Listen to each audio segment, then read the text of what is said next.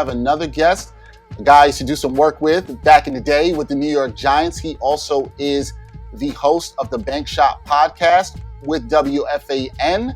It's my man, John Schmeelk. We're going to talk a little Knicks basketball. John, what's up, man? Long time no see. First of all, how you doing, man? Haven't seen you in a while. How you doing? Dex, everything's good. I got a crazy 4-year-old at home. But yeah, everything's great, man. It's been a real long time. What, almost 10 years since you were doing stuff over here with us with the G-Men? Does that sound about right? Yep, that's about that. And we both fathers, as you mentioned. You have a 4-year-old. I have a 5-year-old running about, so I know about all the craziness as well. I'm glad you're well. You look well.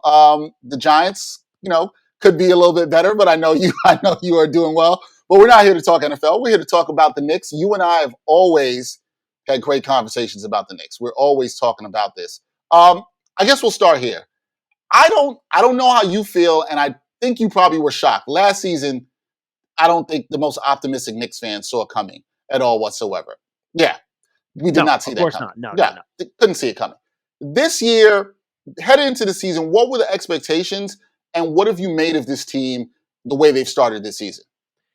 Yeah, it's a good question. Look, I think coming into this season, I expected this Knicks team to be better, but I wasn't positive the fact that they were better was going to be reflected in the team's record, because the Eastern Conference overall, I think, got a lot better. Whether you're talking about Chicago, I thought Charlotte would be better. I thought the Bulls would obviously be better. Miami, Boston, I think, would improve from last year. So I thought the team would be better. There's obviously more talent. I think they're a much better offensive team, but I wasn't sure it would be reflected in the record, just because I thought the competition would be a lot better, where the Knicks might be a better team, but instead of being the 4 seed last year, maybe they're the 7 seed, something like that, right?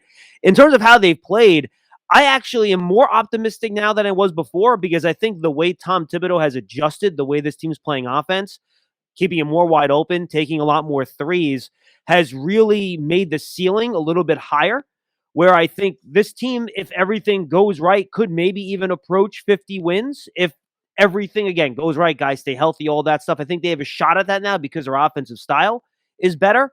But I do think, especially in the last couple of games, there are some warning signs on the defensive side of the ball where this team does not look the same defensively that they did last year, which is, of course, a Tom Thibodeau staple. You lose Reggie Bullock. You bring in Fournier and Kemba Walker. You probably have a little bit of a defensive downgrade there, though I really don't think Elfrid Payton was a very good defender at all. So I think that's where we're at right now. Can the Knicks get back to their defensive roots while maintaining more of a wide-open system on offense, which I think is the real challenge? Yeah, I've been encouraged about the offense and also surprised about, even before this season, how Tom Thibodeau was talking about the emphasis on threes. And then we've seen that thus far. They've taken a lot more threes. The last 2 games, though, John, losses to the Raptors, losses to the Pacers.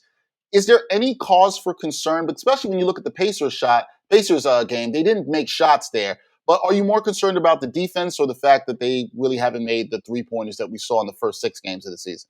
Hey, look, three-point shots are going to fluctuate from game to game. I don't think they're taking bad shots. I think, generally speaking, they are taking open shots. They're taking the right type of shots from 3. So I don't have a huge issue with that. I do worry about the defense, though, because I do think there's a level of commitment to it. And I do think in some ways the 3-point shots are hurting the defense because, as you know, Dexter, long jumpers, long rebounds, that turns into easier transition baskets sometimes for opponents. I do think that's part of the deal here. Remember, last year, they just attacked the rim more than any other team in the league. And usually then there's a scrum for a rebound. It slows the other team down in terms of their pace. That's not as much the case this year because the Knicks are taking more threes. So I do think that's part of it here. Look, against Indiana, they made, I think they made 12 threes. Knicks made only a handful. So you're getting outscored by almost 20 points from behind the 3-point line in a game like that.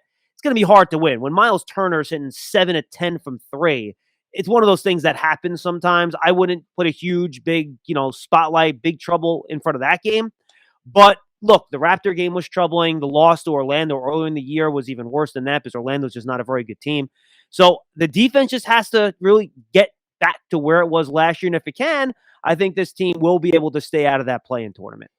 Another concern, I would say slightly of mine that we've seen throughout this year so far, late game execution. We saw this against the Celtics in the opener. We saw this against the Bulls, up 12, 10 points, whatever it was with 3 minutes to go, and the lead is blown. Is that another concern for you, John, with this team? seems to be a little bit ISO heavy in those late game situations, dumping the ball to Randle and everybody just clearing out. Would you like to see more of that ball movement that you've seen work for this team in their wins?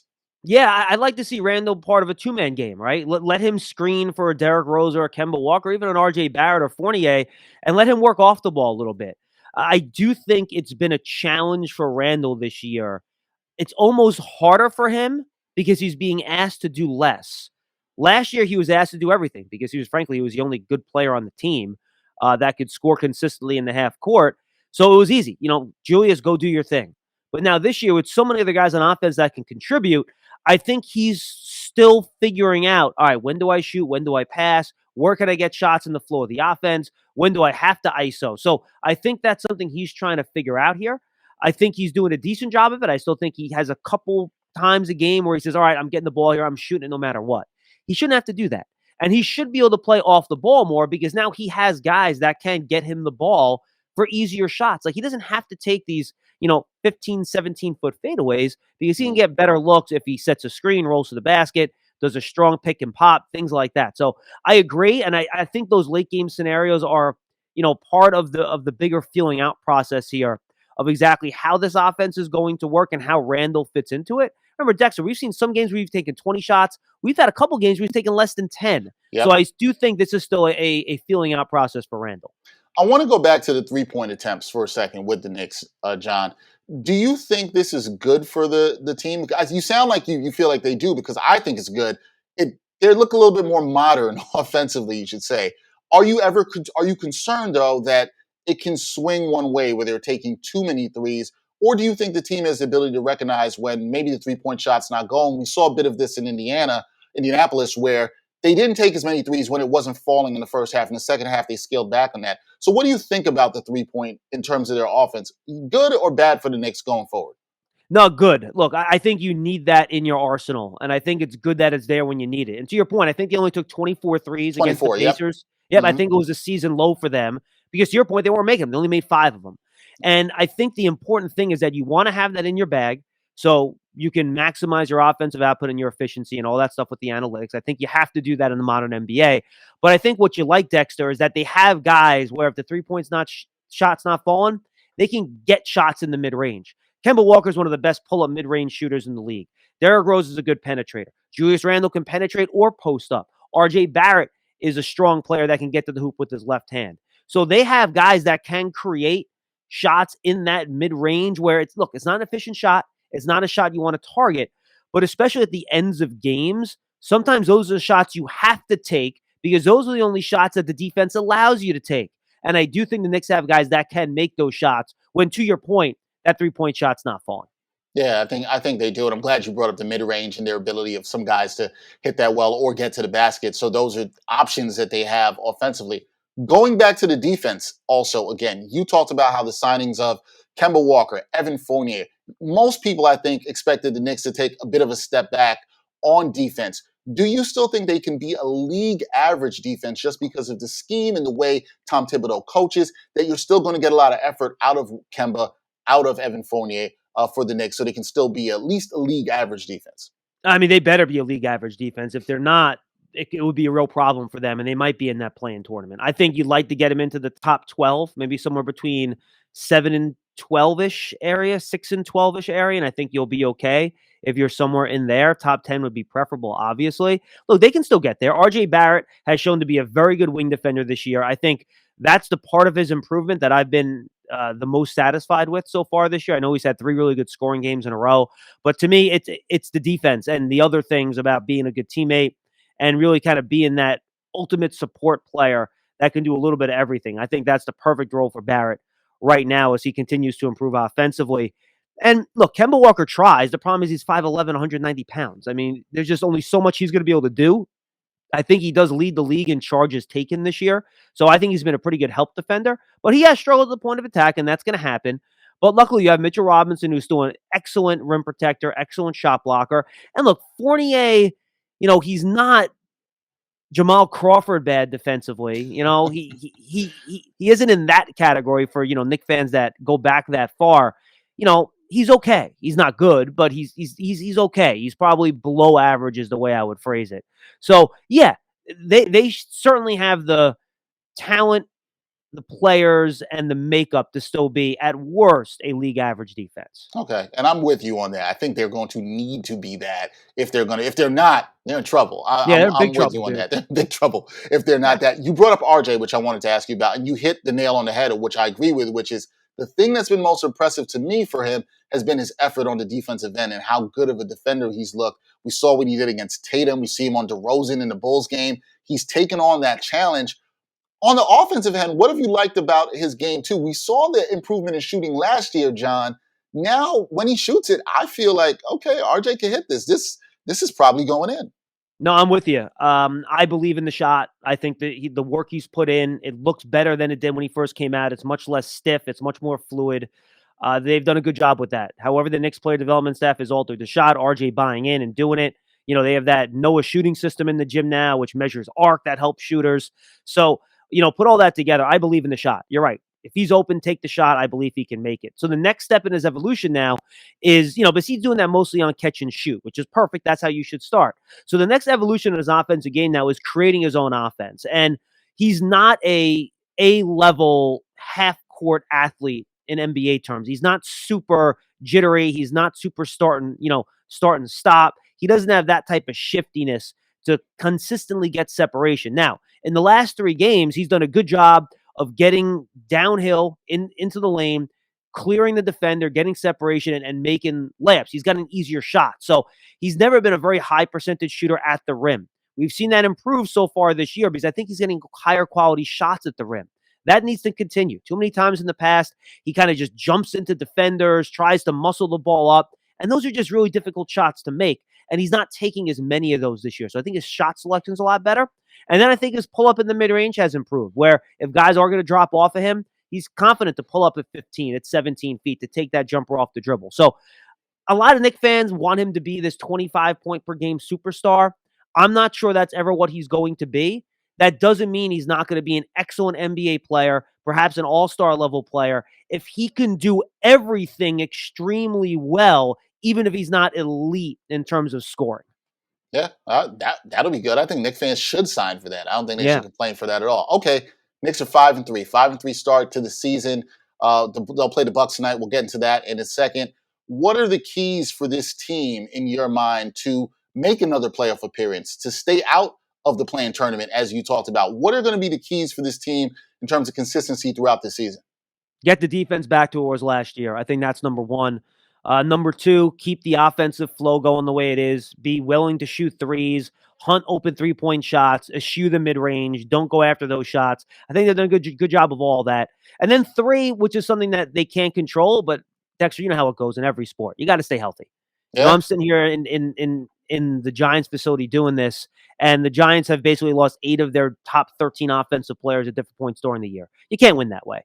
And I especially specify that for the Knicks because they have guys like Kemba Walker with a chronic knee issue, Derrick Rose with a chronic knee injury as well over the course of his career, Mitchell Robinson, who missed a lot of last year with injuries.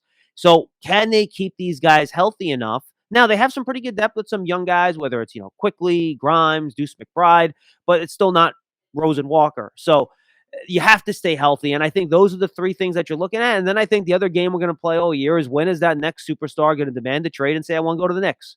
Because if the Knicks want to go from, let's stay out of the play-in tournament, let's try to get a 5 seed, maybe we can get a 4 seed.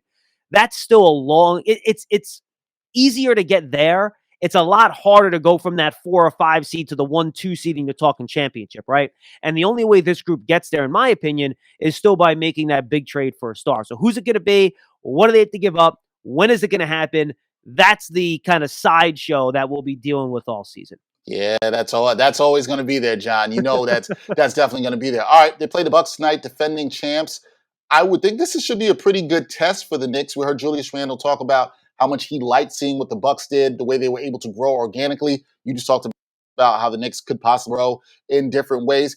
Are you looking at tonight as a really good test with this team to probably try to stop this 2-game losing streak? But they're going up against the defending champs who've had some injury issues themselves, Middleton and COVID protocols, that sort of thing. How big of a test is this for the Knicks tonight? Yeah, no Middleton, but it looks like Drew Holiday is going to be back, Dexter, so that'll be a good challenge, I think, for the Knicks backcourt. Curious to see if they put Holiday on Barrett. Do they put Holiday on Fournier? Do they put him on Rose or Walker? I think that'll be interesting to watch that matchup. But yeah, look, the Bucks are a really good defensive team. Can the Knicks maintain their offensive posture? I'm not sure if they're the top offensive team still, but they were, I think, before the Pacer game. I think they're top 3 at this point in terms of offensive rating. Can they do that against a really good, Bucks defense? And I think the other part of it, too, is that I think the way the Knicks defense is structured, they're still apt to give up too many open three-point shots. Tom Thibodeau, above all, wants to protect the rim. And I do think, especially with Brook Lopez, we saw what Turner did against Mitchell Robinson when he didn't want to leave the paint. If Lopez is sitting out there, are they going to give him a lot of open threes? Will he make them? I think that's a big deal tonight. So can you limit at least what the Bucks are going to do from three-point land tonight? I think those are really the two things I'll be keeping an eye on. Yeah, definitely keep an eye on that. John, what was your prediction? You said the Knicks possibly as high as 50 wins.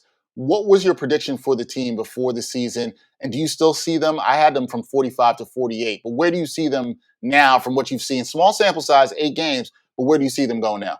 Yeah, before the year, I had them 44 and 38. I thought they'd be a more talented team. They'd be better, but maybe they wouldn't be quite as many games over 500 like they were last year. That's a couple games worse. So now I think I'm more optimistic, to be honest with you. I've been happy with what I've seen. I probably put them closer to your range, probably in that 46 range, 47 range, if I was to make that prediction today, just because they've embraced a more modern offense, which I just didn't think Tom Thibodeau would do it, but he has, which is great. Yeah, that's shocking. I didn't think so. I didn't think so either. All right, John, please tell everybody about the Bank Shot Knicks podcast, because you do that. You do such a great job, and you're somebody like myself, been passionate about the Knicks probably for too much of your life. I don't know how good that's been for you, but now you get to talk about it, and that's great. Tell everybody about the podcast. Dexter, at least I had the 90s, right? And yes. and that's what hooked me. I feel bad for the younger Knicks fans that didn't get to enjoy that, and they just had the 2000s, which has been admittedly rough. Yes, but the Bank Shot, you can go to my Twitter feed. My pinned tweet has all the places you can find it. It's on WFN.com, Odyssey.com. It's on most of your favorite podcast platforms. I'm on Twitter at Schmeelk, SCHMEELK. Again, it's the pinned tweet. Check it out. We do 1 or 2 podcasts a week. We do some game reactions. We get good guests on talking about the Knicks. A lot of in-depth, nerdy basketball stuff. Make sure you folks go check that out. And if there are some football fans, some Giant fans out there, make sure you go check out the Giants Podcast Network, which you can find on the Giants mobile app at giants.com/podcast. And that's on every podcast platform you can imagine. We got a live show every day, Big Blue Kickoff Live from 12:30 to 1:30. We take calls from fans. Check it out. Then the Giants Huddle podcast. It's kind of our long-form interview podcast. We do reactions, previews of games, player interviews.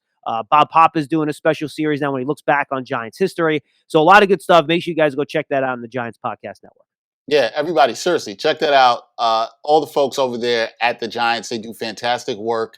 John does great stuff, as you said, with the Knicks as well, too. John, I'm going to be listening to the Bank Shot podcast. Everybody else should listen to that, too. And I tell my man, Michael Beckton, not to get too hyped on the Knicks this year. I know how excited he can get over there. Tell him not to get too excited. He's only slightly less hyped about them than he is about LeBron, but that's okay. Okay. All right. All right. I'll have to talk to Mike about that. That's John Schmeelk, host of the Bank Shot podcast with the Knicks. John, thanks for joining me on The Exchange. I'll have you back on soon, okay? Hey, thanks for having me on, Dex. Anytime, man. Always here for you.